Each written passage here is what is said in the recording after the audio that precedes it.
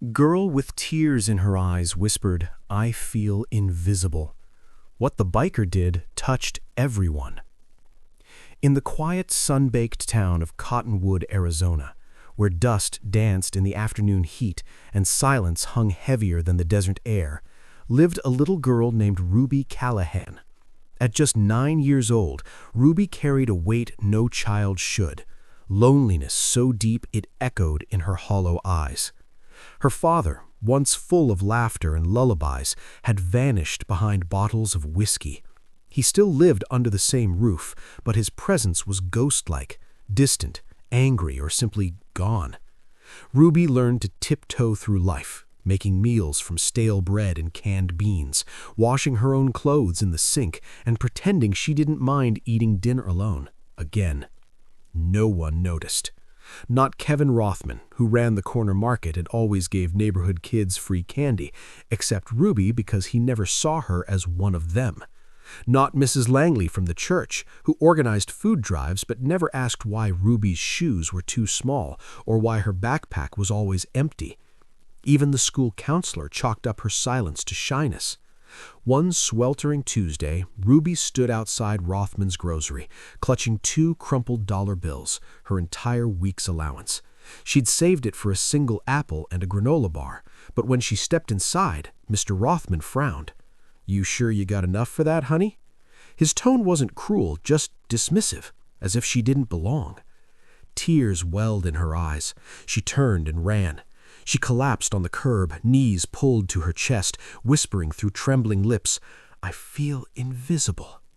That's when he appeared. A rumble split the silence, not thunder, but engines.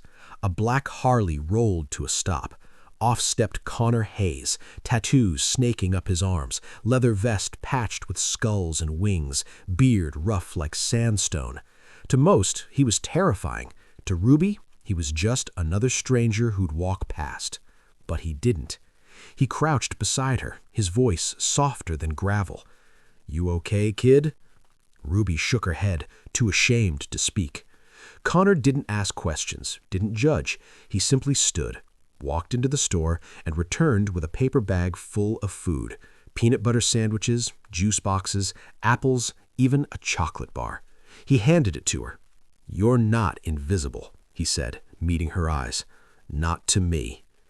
That moment changed everything.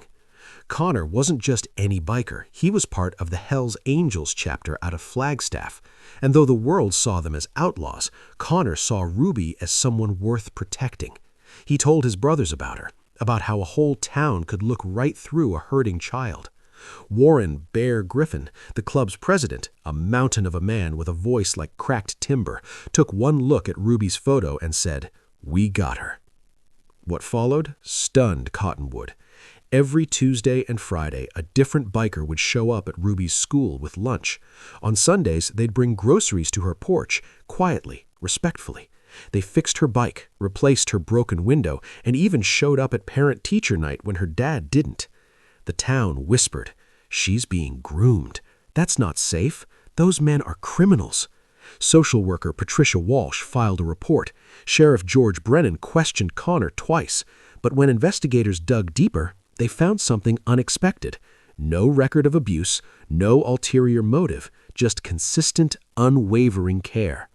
At a packed town hall meeting, Bear stood before the crowd, mic in hand, his presence commanding silence. "You all act like we're the monsters," he growled. "But where were you when this little girl cried herself to sleep? Where were you when she ate ketchup packets for dinner?" He paused, voice cracking. "I spent 12 years in prison for armed robbery. I know what real darkness looks like. And I'm telling you, ignoring a child in pain, that's darker than any tattoo on my skin." Connor stepped forward. "We don't care if you trust us. We care that she feels seen. That's all." The room fell silent. Days later, Ruby's teacher found a drawing on her desk, a little girl holding hands with a biker under a rainbow. At the bottom, in wobbly letters, "He sees me." Slowly, the town began to change. Mr. Rothman started leaving a lunch bag by Ruby's usual spot. Mrs. Langley invited her to Sunday choir. Even her dad, shaken by the outpouring, entered rehab. But Ruby never forgot the day kindness wore leather and rode a Harley. Because sometimes the people the world fears the most are the ones who see you first. If this story touched your heart, please like, share, and subscribe to our channel. Your support helps us bring more stories of hope, healing, and second chances to millions around the world. Drop a comment below. Where are you watching from? And remember, no one should ever feel invisible. Thanks for watching.